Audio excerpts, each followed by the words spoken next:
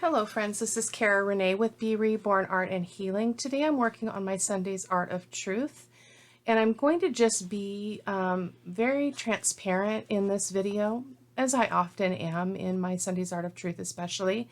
But when this video posts, it will have been a couple of weeks since my friend, who I called Mama, went to heaven, and I'm processing that, all of that emotion and all that it invokes in me because of my history, and struggling with a lot of really intense feelings about belonging and being chosen and all of those things that when you grow up kind of in a wounded place, not really knowing where you belong, these kinds of experiences can be very jarring. And so what I want to do today is create a Sunday's Art of Truth on a piece of MDF board. It's an 8x10 MDF board.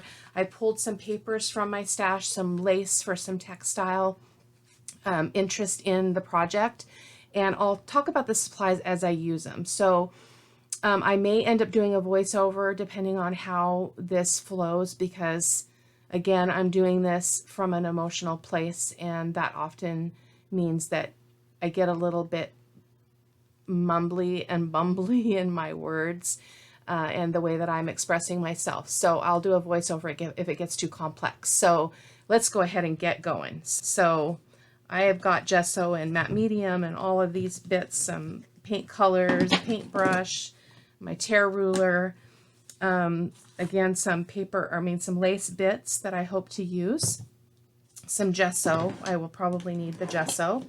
So let's, whoops, just dropped some paint, hold on. And I've been kind of like thinking about and dreaming about this wisteria stencil for some reason. It keeps coming up in my dreams as I'm just kind of trying to process, I guess. And so I'm thinking about using this. I'm not sure exactly how I'm going to do that, but I'm going to try.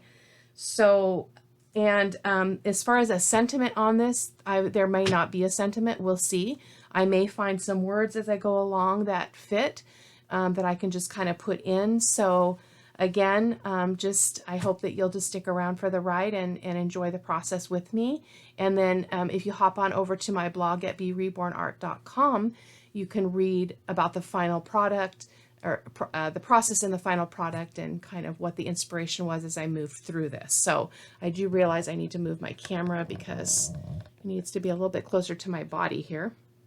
There we go. So again, I've got my MDF board, and so I'm going to start with giving this a coat of gesso, because I want to make sure that any paint that I use isn't going to kind of absorb into the surface. So let me try to do that first, or not going to try, I'm going to do that.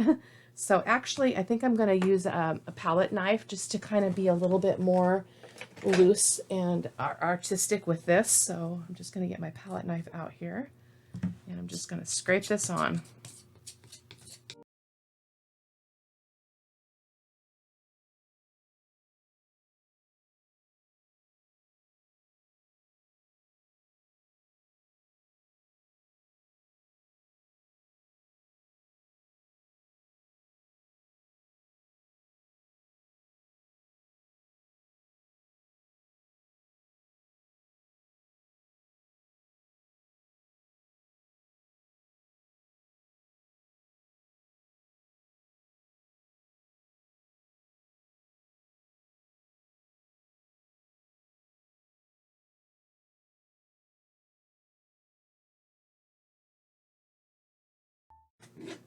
I'm not going to worry about the sides. I think that they'll be fine without any gesso. I am going to grab some water though.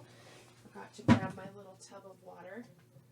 I always have one just in the cabinet behind me so that I can put my brushes and things in it and not have them dry out kind of as I'm doing this process. So there we go.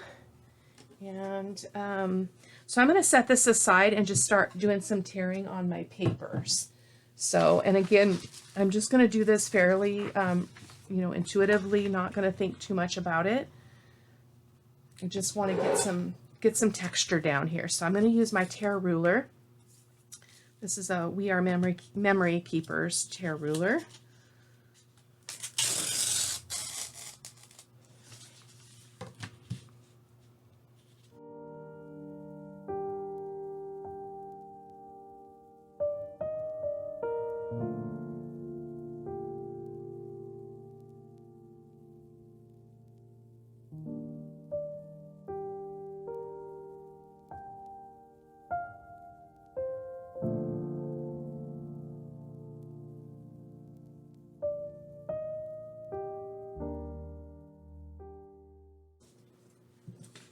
This image here is from Unsplash.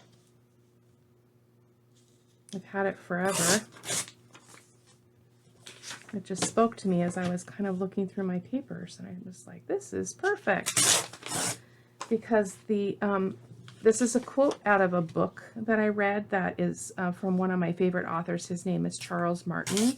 I think I've mentioned him before in my videos.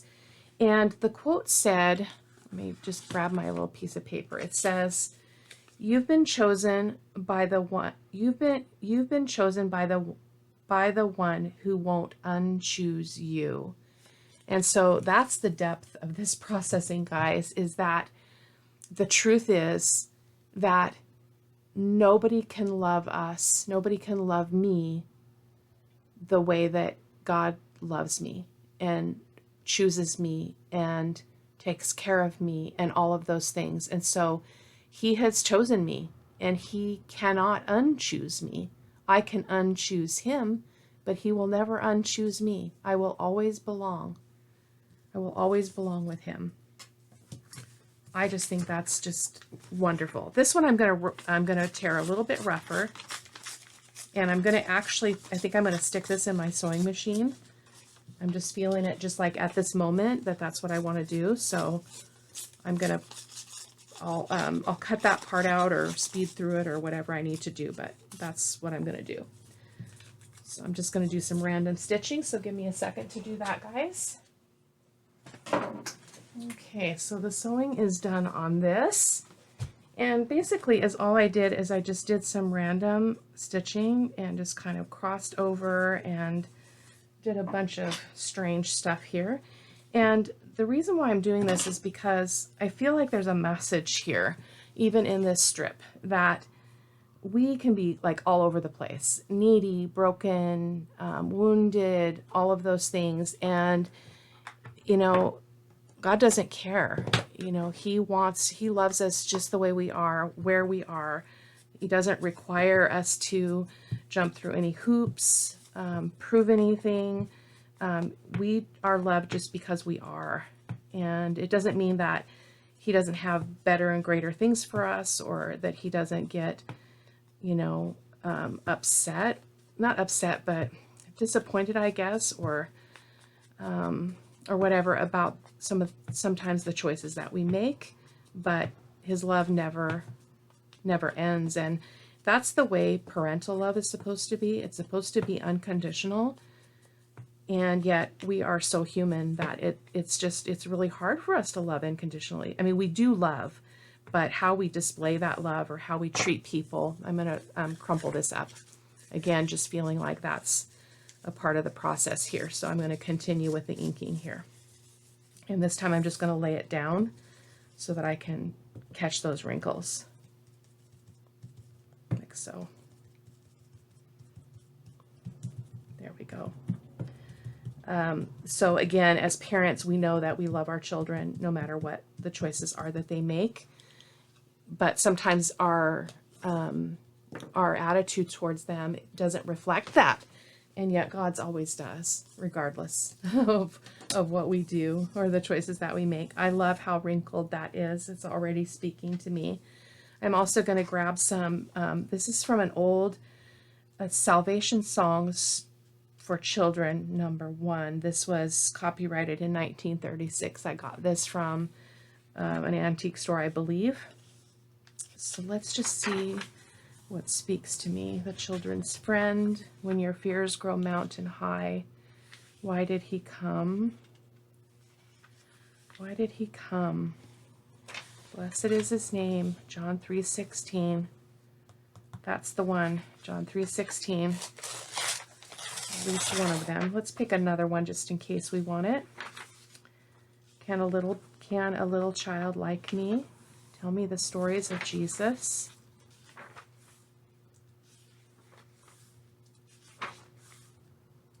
I am a child of the King. Are you? I have a Father in heaven. Have you? That's a good one. Okay, we're gonna go with that. So again, and I'm not sure exactly how I'm going to use those, so I'm going to go ahead and do some inking around these other pieces, and then I'm going to dry my gesso, and then I'll come back with you when I'm done. Okay, so while my gesso was drying, I went ahead and just kind of played around with the placement of my papers, and I'm going to do that on camera just so you can kind of see what the thought process here is. And I also went into my stash. This is actually from Sean Petit. It's from a digital, not a digital, a collage pack. It was like a free item in, or I think it was in her resource library, and it was a whole page. I'll show you the rest of it. This is what it looked like, but I just pulled out this bit because that's what I wanted. I may use other bits of this, I'm not sure. Again, I have no idea what I'm doing in reality. So I was just kind of playing around with whether or not I wanted this to be kind of more of a landscape direction or what. I'm thinking I want it to be landscape, and then I want these other bits to go in here like so, just kind of tucked in. I'm trying to really not clutter this up too much. We'll see how successful I am at this, because this is still pretty big. So let me tear this down just a little bit more, because I feel like it's just a little bit big for this project. Just going to tear a bit off the sides here. Nothing that I can't sacrifice. And I'm just going to go ahead and ink that. I inked around the edges of these two while I was waiting for my gesso to dry. So there we go. That might be better.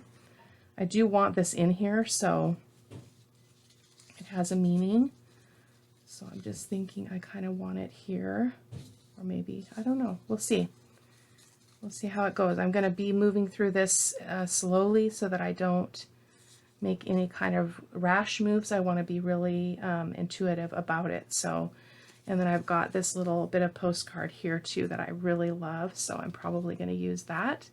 And then I've got a piece of the sheet paper that is printed on tissue paper, and if you've watched my channel, you know what I mean when I talk about the sheet paper. It's also a digital, it's from a collage packer. It was also a free item in the resource library at seanpetit.com. If you subscribe, then you get access to all of these bits. So this is kind of what I want to do. I'm going to go ahead and take a picture of it really quick, because I may change my mind, but I want to have the option of having this to look back on. So got a picture of that. So now I'm going to take this off and set it aside, and we're going to do a little bit of texture paste.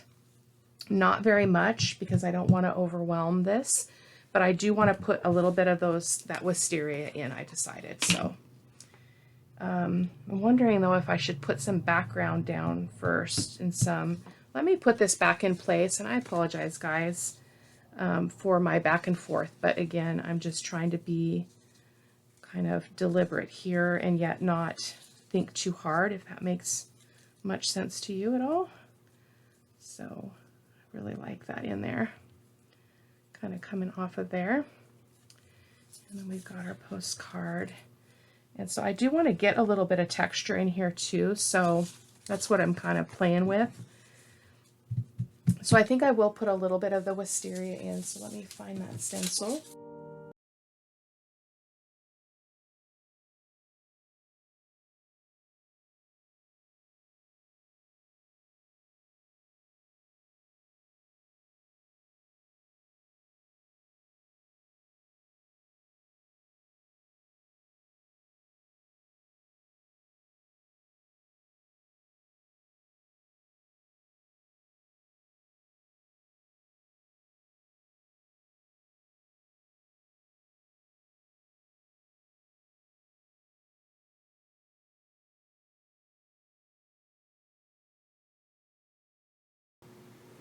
While this is still a little bit tacky, I did decide I wanted to come in with a little bit of the grit paste from Distress. It's Distress grit paste, sorry guys. It is translucent, so I'm going to put a little bit of this on as well, just kind of here and there, kind of around the edges, not a lot. And you always know I say that and then I always go overboard. So, but this time I'm not going to go overboard. I just want a little bit more texture down here. So I'm just going to do that. Kind of get it up into that the wisteria or whatever that's called. So that was Distress Grit Paste.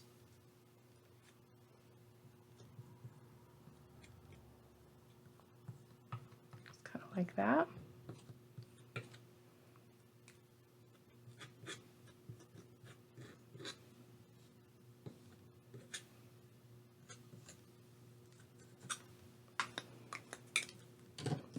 Perfect. And now we're going to dry some more. Okay, this is dry enough for the next step. I just want to show you what it looks like close up. I think this is called wisteria, I'm pretty sure, because it hangs down. I envisioned this being on a 12 by 12, but I don't have the capacity for that size today. And then this is where I put the grit paste, just get some extra thick texture. But what I'm going to do before I move on is I'm going to do a little bit of stamping with a couple of stamps here I picked out. I've got this marble one that is just really cool that I thought would be fun to put down, but I do want to kind of look at where my elements are going to be before I do that. So we're going to have this down here, kind of like so, and we'll tear those extra edges off. So I just want a little bit of this around this part. So I'm going to come around with a stamp. I moved my drawer that has all my stamp blocks, so hold on a second.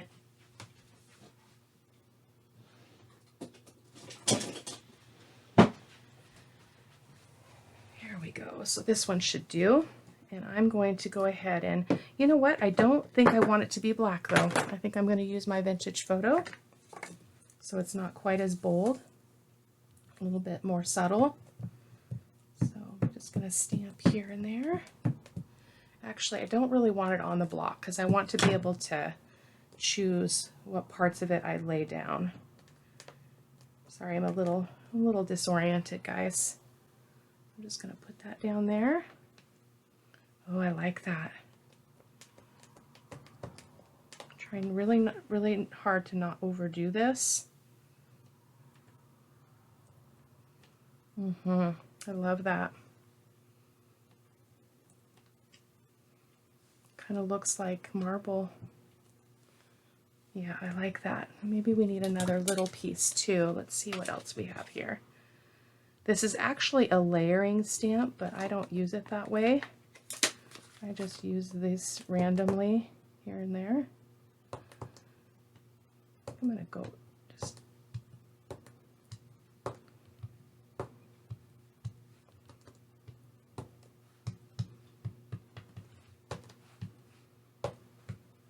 I'm loving that. Very nice. Okay. So what do we have next? So we need to get some color on here, and I want to be very deliberate about that. And I want to make sure that this is nice and dry because my light and fluffy modeling paste tends to get wet. If it gets wet, it kind of lifts and breaks up. So it's not a good look. And this is about the point in the video where I got a little bit more kind of inside myself and realized I wasn't talking much, and so I decided to go ahead and do a voiceover or insert some text. So I wanted to start out with the quinacridone Nickel Azo Gold, but my bottle was pretty much empty, so I switched to transparent, transparent, I have my list in front of me, transparent yellow iron oxide. And I added some water to it just to kind of help it to flow a little bit. I just want a little bit of color around the substrate there. And then I'm going to also come in with some quinacridone rose. This is Amsterdam acrylic ink. And I really, again, didn't know what I was looking for here. I just knew that I wanted a little bit of a softer look than what I would normally be drawn to. So that's what you see me doing here. And I feel like it turned out pretty well. So That's what I'm doing there. Just using a baby wipe to kind of dab that up and soften it in places. I did make sure that that modeling paste was nice and dry because I've had problems with it before where I didn't wait for it to dry completely, and that created a problem. So again, there I did make sure it was nice and dry. Now I'm coming in with some liquid, this is Liquitex Brilliant Gold, and just putting a little bit of kind of in a gold spots here and there. This is not the normal gold that I use. Usually I use the Golden Fluid Acrylic, iridescent gold deep, but I went ahead and decided to use the ink instead. And I believe it does show up in the final product before I put the papers down, but again, a lot of that you don't really see in the end because it gets covered over by other layers, but that's just part of the process. And there's just a close-up, and you can see that texture there from the grit paste and then the modeling paste there, as well as you can see some of that marble stamping that I did with the Vintage Photo ink. So just making sure that was dry. And now I'm going to come in with Golden Fluid Acrylic in teal.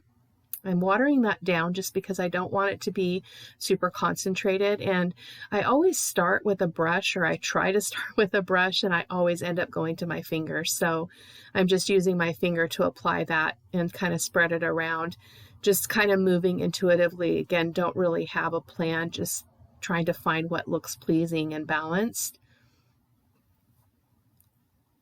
But I wanted a nice contrast for that yellow, so that's why I decided on the teal, and I love teal, so I think it turned out just fine. Just adding a little bit of water there to get that to just lighten up a little bit.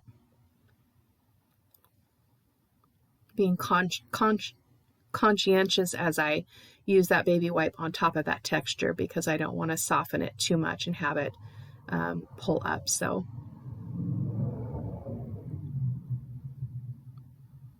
I'm just using the baby wipe to move that around a little bit more. I wanted it to kind of look kind of soft and fluffy with some depth, but not a lot of, hard edges and things like that, dark passages. I really got lost in the process, I can tell you. So I did make sure that was nice and dry, and then there's just another close-up with that teal. I think it was a nice complement. Now I'm just going to come in with a little bit of, this is transparent burnt umber, I believe, in acrylic ink from Liquitex.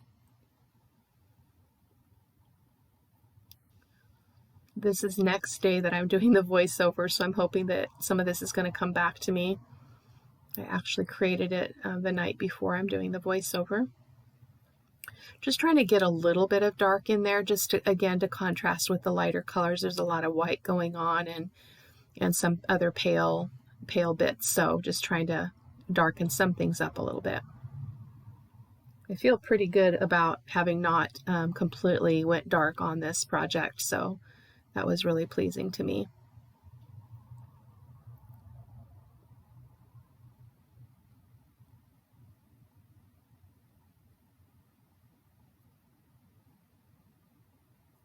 I love the look that this gave.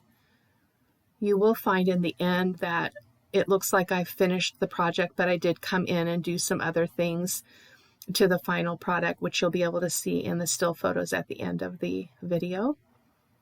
So now I'm getting my Liquitex Fluid Matte Medium out, and I'm going to go ahead and start applying some of my other bits, some of the paper and the fabric and stuff like that. I start with the Liquitex Fluid Matte Medium, but I do go to my Liquitex Heavy Gel, or not Heavy Gel, Matte Gel, because there's a lot of more texture to and thickness to some of the papers, and I wanted to make sure that they would adhere well. But you'll be able to see that in a moment. Just playing around with the composition here, just trying to decide what looks good to me, and oftentimes I don't know what that is until I start just playing around and moving things around, and more often than not, it's not really what I had in my mind. But this actually turned out pretty close to what I had what I had envisioned. So I'm pretty happy with it. I'm just trying to get an idea of where I'd like that hand. And again, as I mentioned in the beginning of the video, that's just an image from MySplash. It's a royalty-free website that you can enroll in, sign up for, and you can get copyright-free images off of there. There are some rules around it, but it's pretty cool. I've used some for my business and not had a problem. So they have a lot of images, a lot of things to choose from. So I've had that dirty hand with the butterfly for quite some time. I've used it in other projects as well. It looks like I'm going to come back to that though. Just applying some of that. This is the She tissue paper. It's a page from the resource library at SeanPetite.com. If you subscribe to her blog, you get access to her resource library, which is free images that you can use for your own personal use. And so we call it the She paper because I call it the She paper because it's all about talking about strength and courage and things like that. And it's she found courage, she let go, and those kinds of things. It's one of my favorite pieces of paper.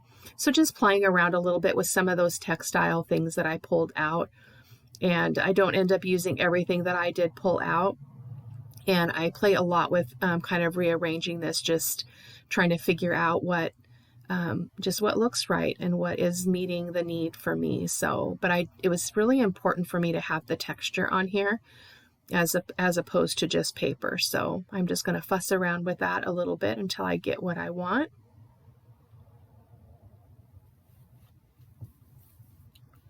The You Are Loved piece of paper that you see there on the left is also from a free page in the resource library, I believe, and it's just part of a bigger collage page that Sean offered. So, and it was very fitting for this particular project. I'm going to use some Fabri-Tac to attach my lace and my fabric pieces.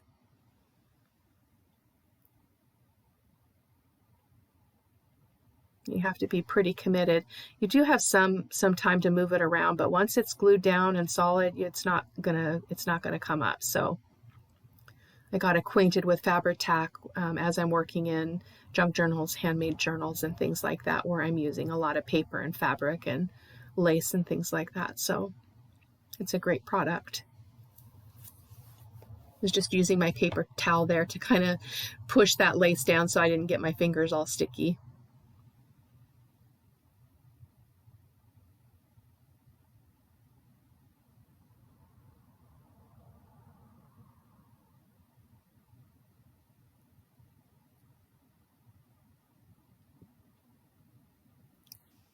And again, just kind of playing a little bit with the placement. I believe this is where I decided that I would go ahead and apply that. It's kind of it actually, I guess it's pretty white. It's a little bit, it's got a tinge of kind of a cream color, but it's very, very white. And I just loved that.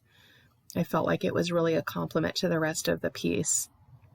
I'm just tearing off a little bit more of that paper as I want that to be a little bit narrower for the project. And I'll re-ink those edges as well, just a bit.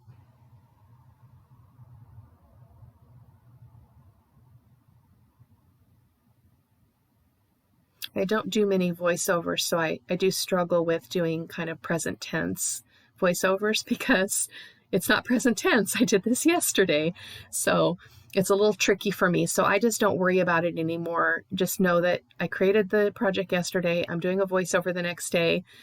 And in between all of that, I've slept and worked. So it's not always really fresh in my mind. So I hope that you'll forgive me for that. I don't do voiceovers very often. I try to have my videos be real time.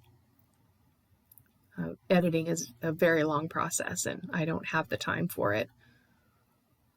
The only ones I really do a voiceover for now are my Sunday's Art of Truth, if they're a project like this where I kind of go off in my own little direction and I need to kind of rein it all in to get you a video that's not too long. So I don't know what I had done there, if I had glued it already and forgot that I had, but I guess gluing it a second time is not going to hurt a thing. So again, as I mentioned earlier in the video, the inspiration for this project will be over on my blog, and the link to the blog will be in the video description.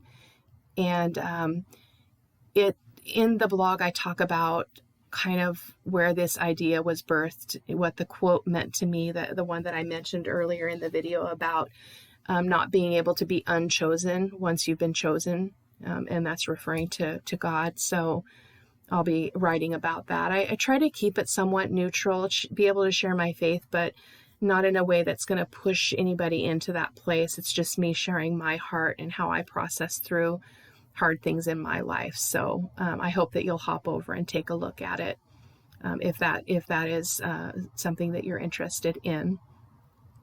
So here is where I'm coming in with the matte gel, because it's heavier and it is able to adhere things that have more texture or things that are a heavier weight paper, or in this case, I'm gluing paper to thick paper to fabric to lace. So I want to make sure that it's going to hold really well and not be a problem. So matte gel is a great medium for that purpose. So.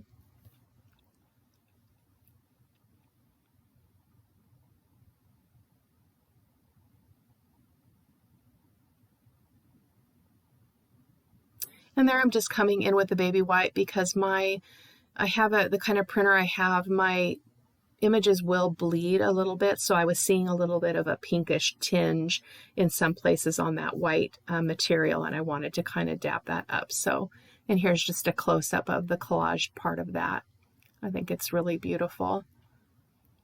Not my normal style, but I'm really liking it. And then just kind of deciding if I want to use this small postcard or postage stamp deal. I did end up wanting to use that, and I'm really happy with it. And again, because I was working very intuitively, I just was going with whatever was speaking to me kind of on the spot. And so you'll see here in a moment that I am also going to choose a little image of a vintage girl from, I'm not sure, I think it's from my vintage files on Etsy. And I'm going to go ahead and put this little girl on here as well. That's what you see me looking at there. And the first one I saw was the one that spoke to me, so I went ahead and used it. And I'm going to attach that also with my matte gel. I'm going to ink around the edges here really quick with my vintage photo archival ink.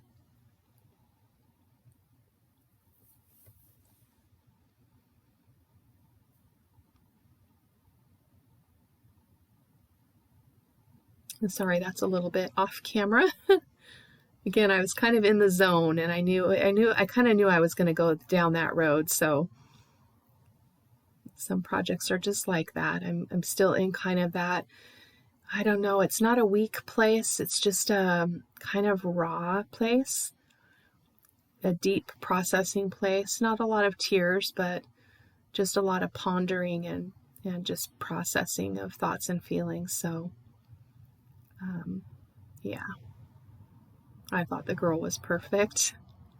She's so beautiful. And again, just dabbing that up because I get some bleed of the ink onto the lighter parts, and I didn't want that in this case.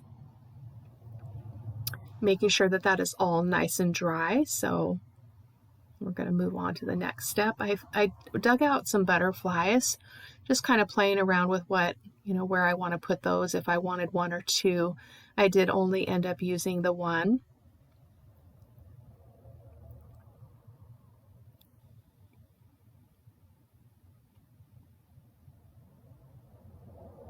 I think it was a good compliment. I think it tied in the whole piece really well.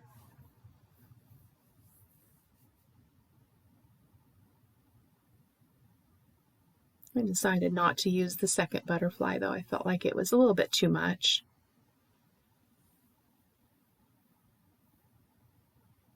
Just making sure that's really dry. And then I'm coming in with some, this is Art Alchemy wax, and that is patina green, I believe. Now you're going to see me put it on here. I did not end up liking it as a final result. And so as I mentioned earlier, after I turned the camera off, I did go in and do some other things. I'll tell you what I did right now, which you'll see in the final photos. But I came in with I think you're going to see that I put gold on top of that, a little bit of gold. But I also then came in with some raw umber fluid acrylic, and I just used my finger and I skipped it across all that texture, and it created this really great contrast and depth to that top section, which I was really struggling with how to tie that all in, and it felt very out of place. And so in the end, I think it turned out just fine. I'm using that patina green also in other places on the substrate, just to kind of tie in those colors in the lower section there.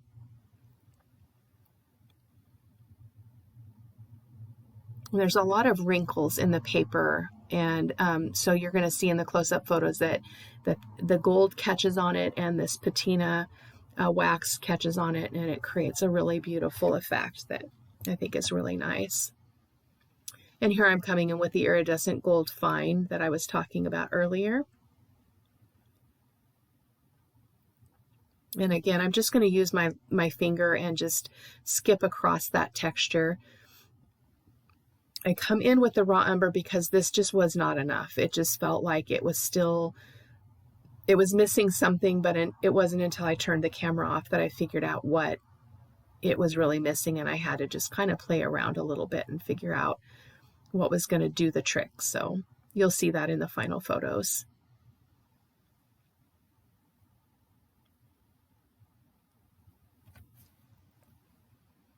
And again, just applying that here and there all over the piece. And it just catches on all the wrinkles and the edges, and it's just so beautiful. Lately, I've used a lot of gold in my mixed media projects. It just, because I've been thinking a lot about, richness, and gold always reminds me of being wealthy. And I don't mean wealthy as in money, but wealthy as in priceless, wealthy as in